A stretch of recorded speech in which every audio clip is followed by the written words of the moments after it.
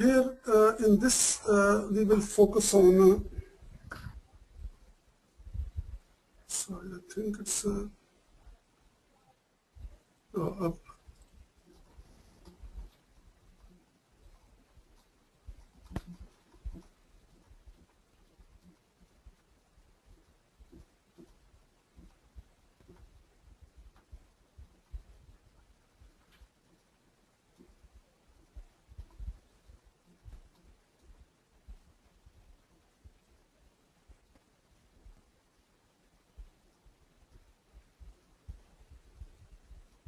yes, sorry for this technology problem. Here we'll focus on some of the issues related with our academic writing, especially in the context of competitiveness. We have discussed in detail, but I would like to revisit and highlight some of the reasons of rejection of these things. I think let's start from the research proposal, because that's the very beginning area in most of the people in the academic field. Suppose if you are going to start a PhD, and then first thing is that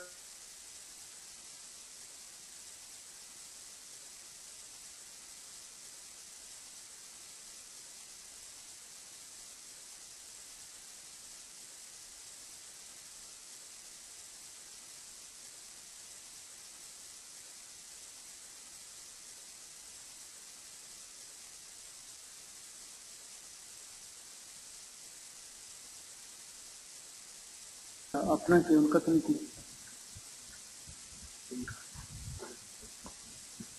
वो drop हुआ है दोबारा अच्छा उनके यहाँ network we got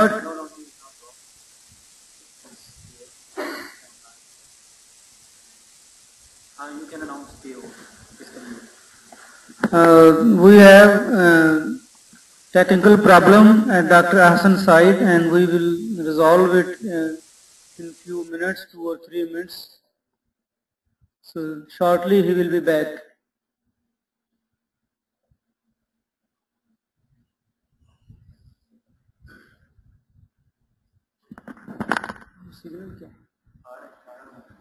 signal क्या कहता है वो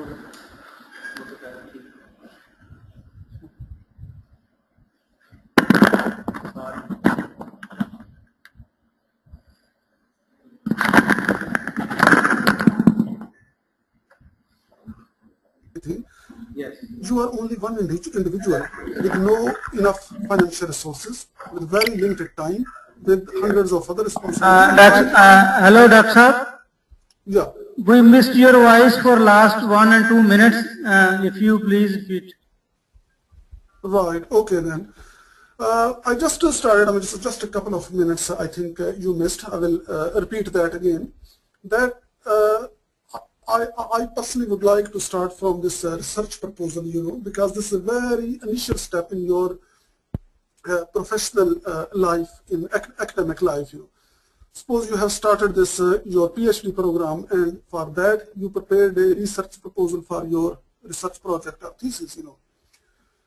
I was saying that it's very important, and many times research proposals are rejected, or they ask.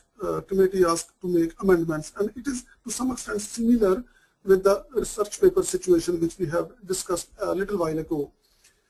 There are many issues, but these are the few points, are the common reasons due to which these research proposals are either rejected or they ask for making amendments, or so many. So if you try to avoid these weaknesses, so it would be helpful, and there are less chances of its rejection or making amendments. So one of the very basic or common reason is that many times professor or this research committee, they say that they feel that your aims and objectives are not very clear in your research proposal. So this is a quite common and basic thing. Second, it's also sometimes they feel that it's an overall plan of your research. It's not very clear, not only the aims and objectives, the overall thing, what you are going to achieve, that, is not very rational and logical. Or maybe, for example, even if it's very, logical and it looks rational as well, but it's too ambitious. And as a PhD student, you can't do that. You don't have unlimited time, you don't have unlimited resources, and you have so many other family commitments. Apart from this, I always say to our people, again, this is my personal reflection. When you are doing your MA or MSc few years ago, and now, when you are doing your PhD, there is a huge difference.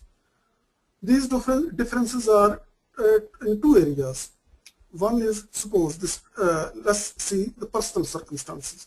When you are doing your PhD, you are in, MA, MSc, you are quite young, maybe around in early 20s or just, so you are, supported by parents and everything. Your life was not so difficult, not so many responsibilities, and so on.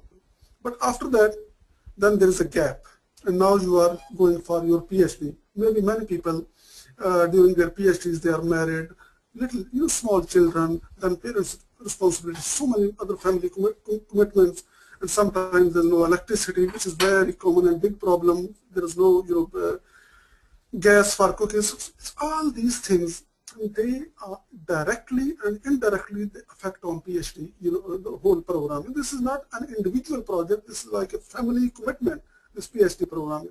So you shouldn't be too ambitious when you are making your research proposal. Be logical. Think of your own circumstances and how will you cope with the PhD. So this is also, related directly and indirectly when you are preparing your research proposal. Another reason might be that this mismatch between the approach being adopted and the issues being discussed. This is again related to some extent with this conceptual base. Because when you are starting your PhD at the very beginning, most of vast majority of people, they are not very clear about the conceptual base of their research. And many times, people, they are not even clear after 1 or 2 years that which theory they should use, So this is a big challenge for them, I would say. And this problem is also many times clearly reflected, mismatch between their approach and which theory they are going to use, because that's a complex issue. The research topic is of insufficient importance, Again, I said that no doubt there are, areas you need to focus. We are living in this world. I mean, so many things are happening in this world. So I would always suggest to people that try to take the topic which is urging the need of the society, of the world, of the environment, of the situation, of the community, of the society, of the academic world.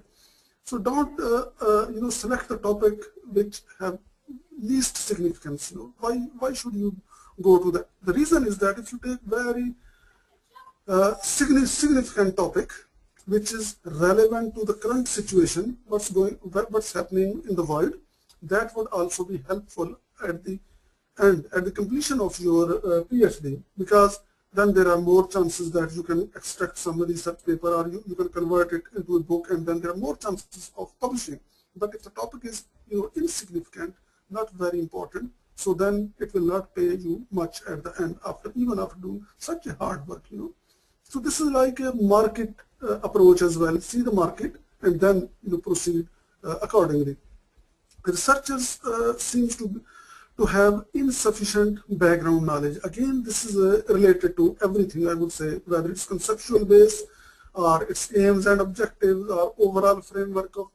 That's why before preparing your research proposal, the best thing is try to read, try to read as much as possible, as we discussed earlier in our another session, critically reading, so that would surely pay you in developing your research proposal. Then let's think of this PhD thesis, Now in Pakistan particularly, the thesis, every country, it's a different system. For example, here in Britain, the system is that once you have done your PhD, then university decide one external examiner. So then you are, you have to defend your whole work in front of him or her. So this is a bit simple and straightforward process. There are, some benefits and some pros and cons, I would say, in this process. Nothing is perfect in this world. But in some other countries, like in Pakistan, so far as I know, that each thesis is sent to 4 examiners, 2 foreign examiners and 2 internal examiners within the country. And then these 4 people, they have their own views, So again, there are a lot of reasons, they feel, and some of the points might be common, some might be, different from each other. But just generally, generally, one of the possible common reason is that sometimes they feel, oh, it's not logical, so not very well organized thought. So whatever you are saying, so it lacks rationality and consistency. So these things, whether it is the logic or rational or consistency, so these are closely interlinked with each other. Similarly, ideas are not well thought out. I was saying perhaps yesterday that many times before starting a PhD, people think that, okay, no problem, MA, MSc, 2 years, PhD, maybe 3-4 years, that thesis is 200 pages, this is 400 pages, no, that's all. But it's not quantity, it's about, everything is about quality, This is sort of very big misunderstanding because of the lack of knowledge and lack of understanding about the issue and the research project and the nature of the PhD, So that's why this is also one of, because you have to be very, very, very, very, need to go in depth of everything, whatever you are saying, and supporting that with strong arguments. Or if you are rejecting something, that should also be based on strong arguments. Another common reason is that general assumptions are made with no justified ground. We have discussed briefly this yesterday, I think. There is no room for generalization in PhD at all. At all, you can't generalize. Even in general statements, which is common daily observation, better to support with arguments. This is a very basic thing. Poor language, we have seen this, and unclear sentences and paragraphs. This is many times happen. That's why I always emphasize to our people that before submitting your thesis to university, first make your effort linguistically to make it as much good quality as possible. But of course, many of us, our English is not our first language, so we cannot be, as good as it should be. That's okay, no problem. The best thing in that is give it to some professional editor. I'm sure most of us, everyone can afford, in their respective countries. And you can pay some money to some editor and they can edit it for you, and that would save a lot of time. Suppose if you are paying, maybe, I'm just saying, suppose $1, and at the end, it may save $10 to you, So this is another thing, Ideas and sentences are taken from elsewhere, and this is related to plagiarism as well. Too many repetition is very, very common, not only in PhD thesis, but it also has been seen in many books and research papers, and this is also one of the important reasons that people reject that. And in thesis, sometimes what I have seen, what students do, that they copy paste from one part of their chapter, and in coming chapters, if they are going to discuss the same thing, so okay, many times there is a situation that you are going to discuss the same thing in a different context. Why you need to do copy paste? Why can't you use other words? Try to make a bit effort. So this is clearly sometimes it happens that people just copy paste the thing. So that must be avoided. And it's not only the text. Sometimes the thoughts are also repeated. Too many repetitions of the same thing. You have analyzed. You said the same thing, and again in coming chapters you are saying again after the same things. That's not right approach. Presence of